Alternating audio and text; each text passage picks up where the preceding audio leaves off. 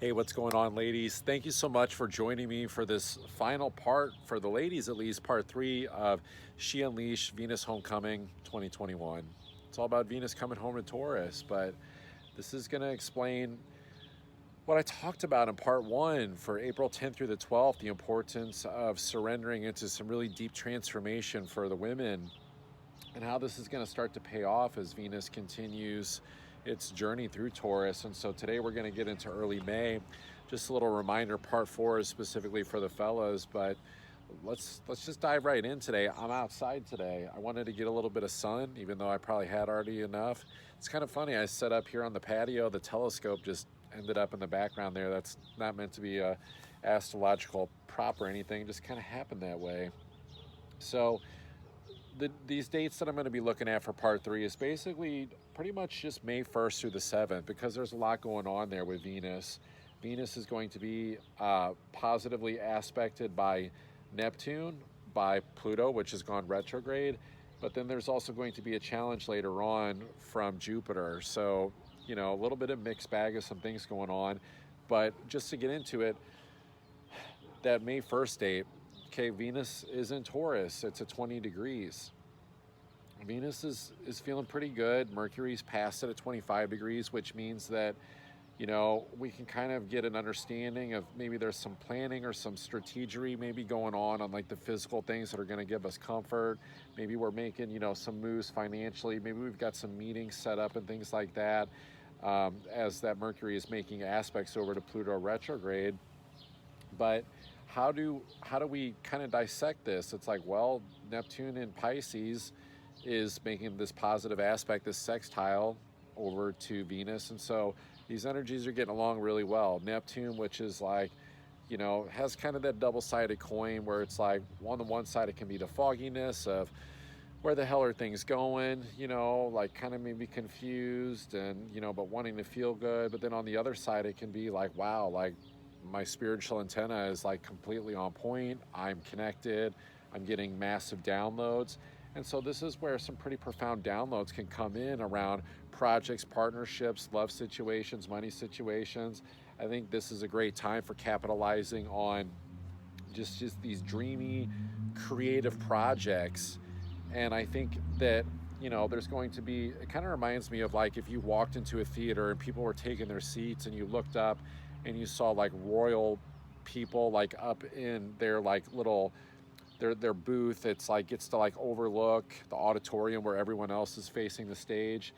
Those people that are going to be up there are the ones that took kind of the red pill on this Venus transformation that I'm talking about, April 10th through the 12th. But you can still get into the theater and you can still experience the show and be a part of it with your creativity, regardless of what you choose April 10th through the 12th. There's compassion for either route. There's creativity either way. It's kind of like,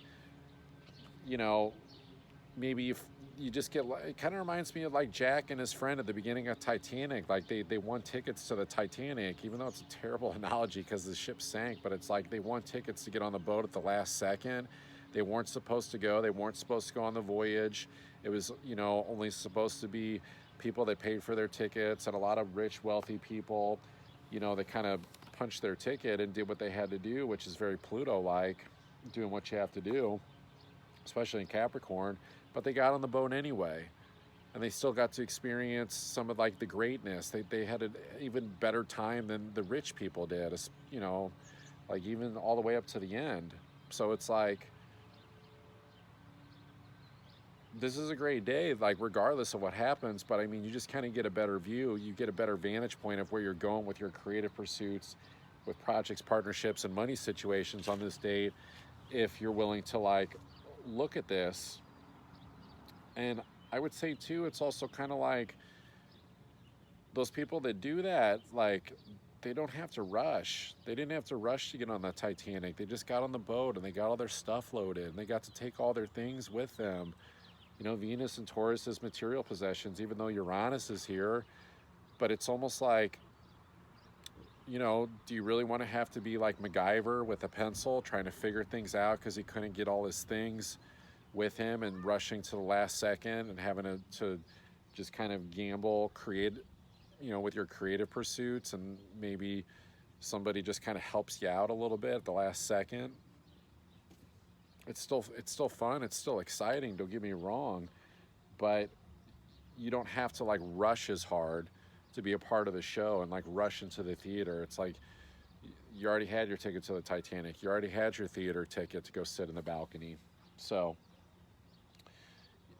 you know, mindset is a huge deal about this. Like not falling into shame, not falling into victimhood about how it looks or whether or not it's like picture perfect. Because Venus and Taurus wants like everything to feel kind of perfect, kind of like everything to feel good, but it's with the Sun and Uranus here, it's like sometimes you just got to let spirit lead, just like let the monkey wrench energy come in at the unpredictability of like where might the story go. So I'm just going to fast forward to May 5th, which is also going to be a day where Venus is getting positively aspected, this time to Pluto retrograde. So Pluto's in Capricorn, but with it retrograde now, it's kind of like, okay, that portal that I talked about that's really open April 10th through 12th, that was aspecting Venus, like in more of a challenging way. It's like closed, but it's like now it's the positivity. There's a little bit of like, I think, some harmony between these planets, these energies. But with that portal being closed, it's kind of like maybe Venus kind of like revisiting the graveyard a little bit of April 10th through the 12th, where things went down on ground zero. But it's like honoring the old self a little bit, which is really important because Pluto's all about, to me, is like totality. You know, Pluto knows how to own its shadow side. And when it's making friendly aspects to Venus, it's owning the light as well. But revisiting the old self at the graveyard is kind of a way of not saying that that old person that you let go of, if you choose to do that, is bad, or even that it's bad if you still see that reflection of yourself in the mirror. But by honoring it and honoring that shadow side, it's more of a total experience of yourself and saying, it's not that that part of me was bad, it served me very well, it helped me survive, it helped me to get to where I am. Very Capricorn, Pluto and Capricorn, survival, getting to where you needed to go.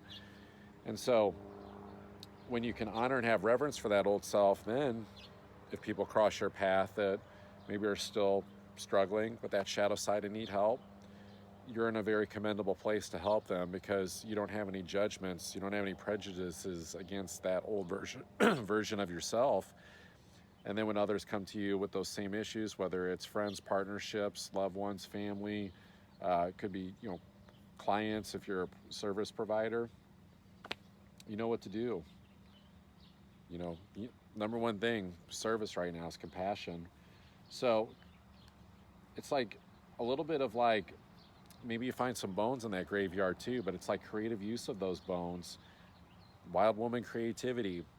How can you take those old bones of like who you were and actually turn that into a creative expression of who that person was and sharing that with others in some financial creative capacity, some endeavor that captures people's attention because they're like, I have that issue. I struggle with that shadow side. I just didn't know what to call it, but now I do. Thank you for letting me know what that is. Then you have solutions because you're already moving forward, even though it's only been not even a month since this transformation has taken place. You're at least scanning the bones a little bit to see like, where can you take this? What can you do to, you've already identified the issue, but like, how can you come up with more details of creative solutions that you can help others with what you just went through? It may take some time to put some words to it, but energetically it's there. So it's just like, let it flow into the creative process. So very, very wise to really go back to the graveyard and not shy away from it on this day, on this May 5th. I would say May 5th and May 6th to take a look at those things, as opposed to just be like, yeah, I'm glad she's gone, you know, or so over that, or what, or getting scared of like, why is this coming back? And it's like, no, it's like, you don't need to like have PTSD, like revisiting the place where things happen, like it's over. Like there's no ghosts, there's no monsters. You're literally just walking over the ashes, and you can walk through it confidently with Venus and Taurus. At this point, Mercury is in Gemini, and so our minds are going to be start moving pretty fast with a lot of things going on mentally and emotionally too, as we're experiencing things with Mars getting deeper into Cancer at this point. But when these things come up, when it enters into your awareness, into your perception, that you're seeing some familiarity of the transformation that you went through, it's taking it easy and feeling good and taking the time to look at that. It doesn't have to be hard. It can be just sitting on the back patio sipping tea and just reflecting on like what you just went through to get the deeper lessons.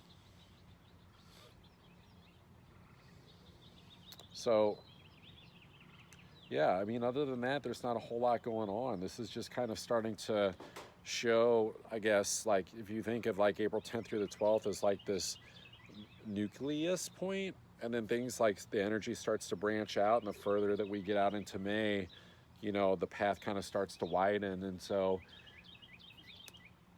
things become a little bit more chaotic and maybe even a little bit unpredictable on like where things are like headed. But at least for now, in this close proximity of like what I can see as an astrologer on these early dates in May, these are some of the things that I think could definitely happen. Getting into May 7th, the final day I'm going to look at here, looks like this is probably going to be a little bit shorter video, just to kind of highlight, again, this is part of the rewards process for doing this deep work, this transformation. May 7th, Venus gets squared by Jupiter. Again, a square is a challenge, but an opportunity for growth and huge, positive, expansive, financial partnership growth, with it being Venus and Jupiter. Jupiter's at the very end of Aquarius, so squaring Venus, you talk about like, are you in the right partnerships?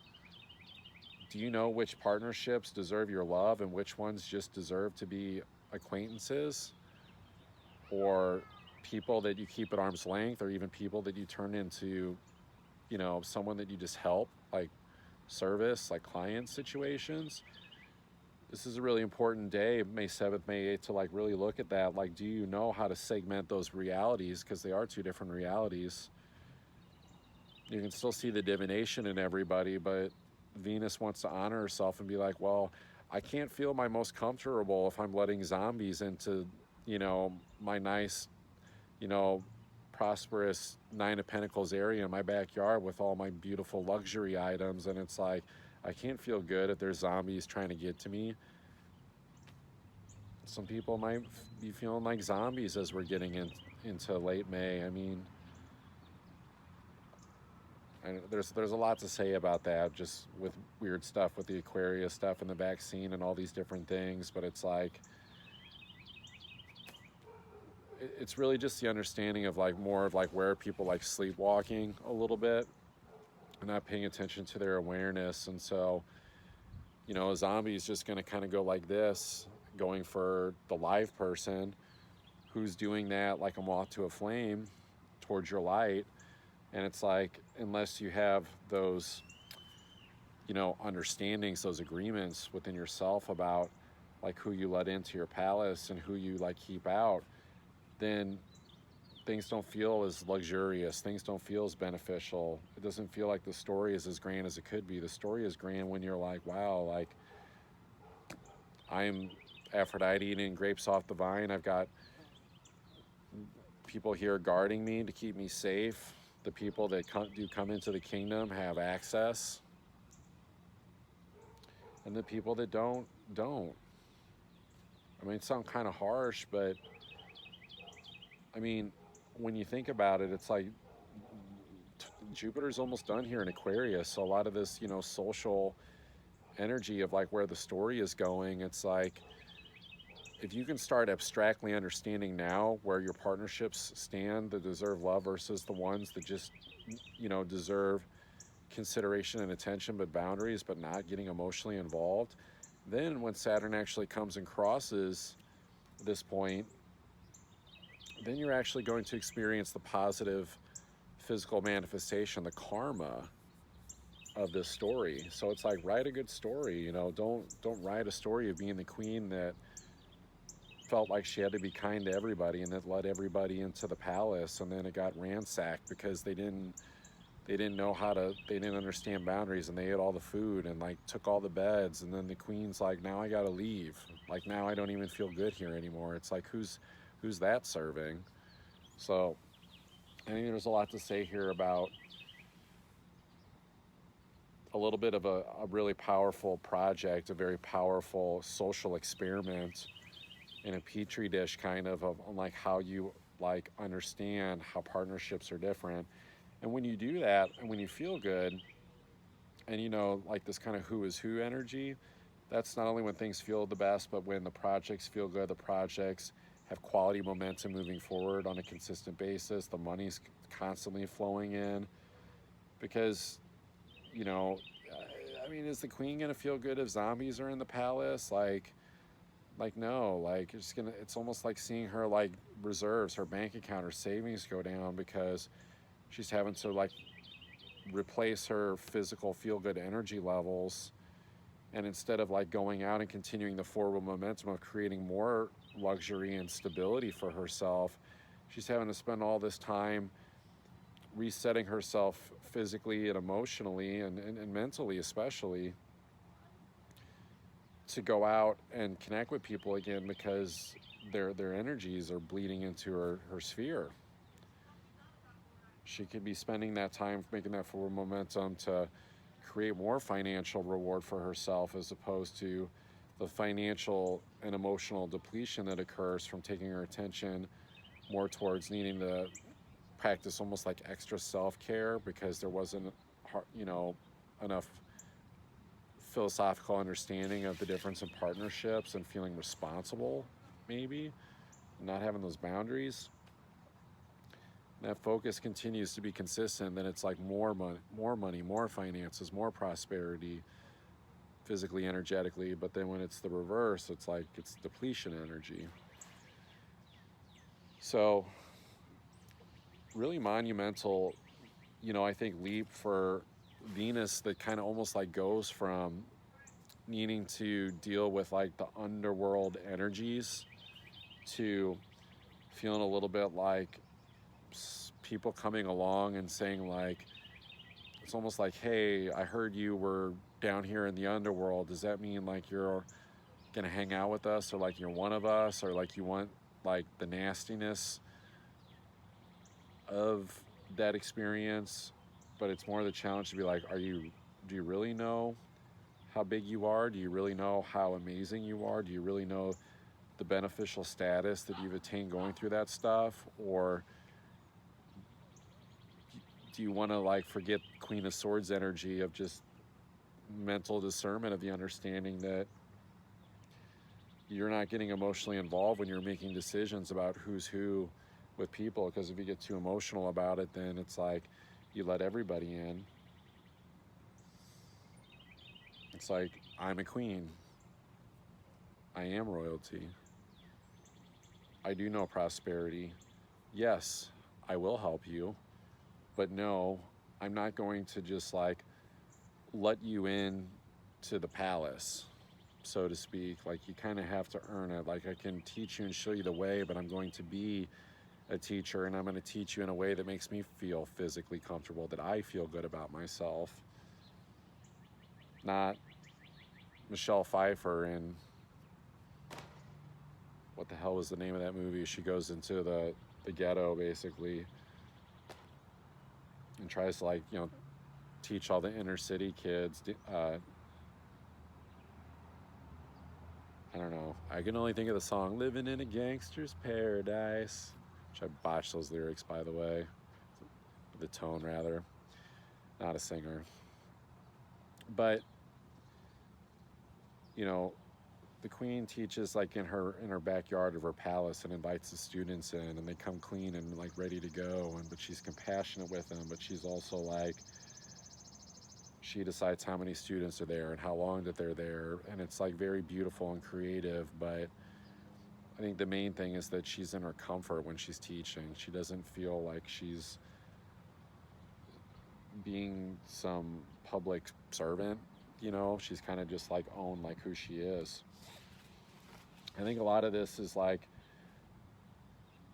also it's like it's either like a big party a little bit and like receiving these gifts and these rewards, or it's like I don't know, it reminds me of like catching Santa delivering the presents and you try to control it and then his pants fall down and you see him in his underwear and he gets scared and runs away, and it's like he doesn't leave the gifts because he's embarrassed a little bit. This is almost like where it's not like feeling embarrassed about whatever interesting concept of the queen that you show up as, that it's like you don't even fit any specific archetype of a tarot or anything that you've seen with a Disney princess or superhero or any of that, that it's just showing up in the vulnerable aspects of who you are as a unique queen, and to not worry that however the gifts are showing up, like whatever it is that's showing up, and not going, oh, this isn't how it should look. Chiron and Aries. And just accepting that it's like,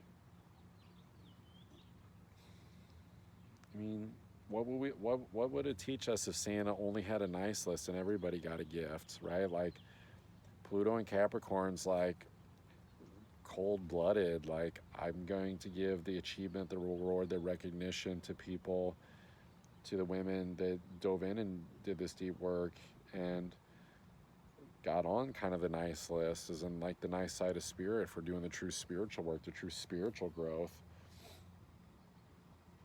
So it's like, let Santa show up and put the presents down and like don't bother him, and let him set them down, and don't try to like tamper with them and like try to control when things are showing up, or let them ground, let them land, and then unwrap them. You'll know intuitively, you'll know mentally, emotionally when it's time to move forward in these things. And so it's not trying to be like,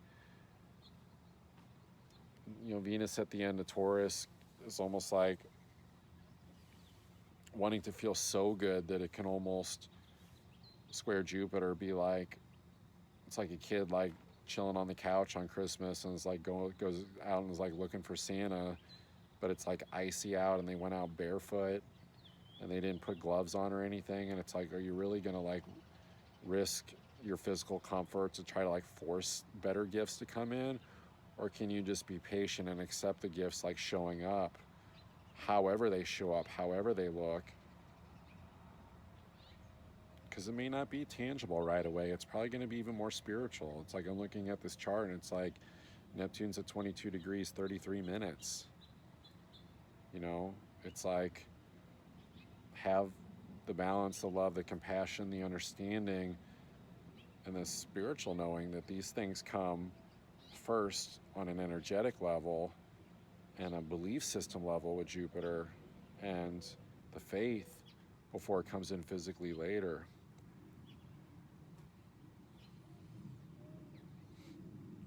I think that's all I'm going to cover. This is it. This is Venus's homecoming into Taurus 2021. At this point, Venus 28 degrees on May 7th. It's basically done. It's not really making any more aspects. You leaving? All right. Love you. Bye. Bye. Have a great weekend. And so, how do you capitalize on this the most? I think it's April 10th through the 12th. Those are the capitalization dates. It's not normal for me to like tie things to so many different like events like down the line, but astrology does like tell a story, and so I think sometimes it's good to understand like looking a little bit further ahead in some of the details of some of the positive things that can happen with opportunities, so that, you know, we're not just pressuring ourselves to make choices that are in alignment with moving forward and spiritual growth and the things that we want in life, but the positivity of the incentive of like what can come. And then it's not supposed to create fear that we might miss out on these things. It's more just like the understanding that it becomes a birthright to us on what is deserved for putting in that deep transformational work. So I love you all, ladies. If you want, you can have your men or the men that you know in your life, watch part 4 of this series. But this is going to wrap it up for today. I wish everybody the best. If you haven't, go back, watch part 1, then part 2, then this, and good luck to you. Whatever happens, whatever path that you're on,